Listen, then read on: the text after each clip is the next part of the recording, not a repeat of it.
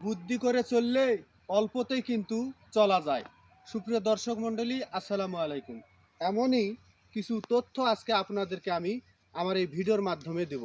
দর্শক মণ্ডলী, এটি আমার কিন্তু নার্সারি।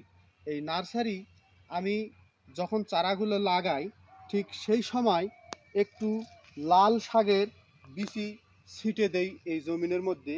আমার নার্সারিটাও হচ্ছে, সেই সাথে আমার কিন্তু এক জমিতেই আবার এই লাল শাকগুলাও কিন্তু হচ্ছে।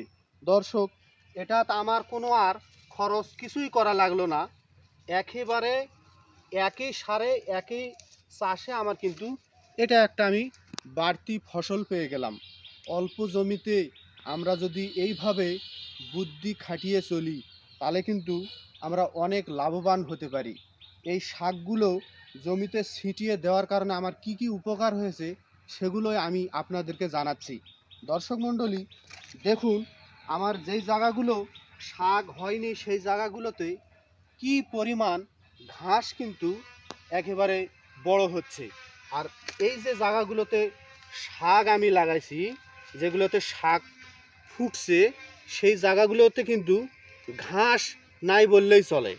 তাহলে এটা কত একটা উপকার আপনারা ভাবতে পারবেন যে কোনো খরচ ছাড়া আমার এই শাকটা আমি পেয়ে গেলাম। এটা কিন্তু আপনারা অবশ্যই মনে রাখবেন। অনেক কিছু আবাদ আছে যে আবাদের মধ্যে একটু শাকের বিচি খালি ছিটে দিলেই আপনারা ফসলটা অনায়াসে পেয়ে যাবেন।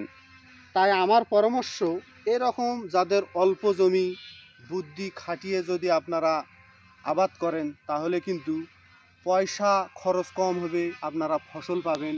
এই দিকগুলো অবশ্যই আপনারা চিন্তা ভাবনা করে দেখবেন, যাতে আপনাদের পরিবারের পুষ্টি চাহিদাটাও পূরণ হবে এবং আপনারা পয়সা খরচ না করেও কিছু ফসল পেয়ে যাবেন।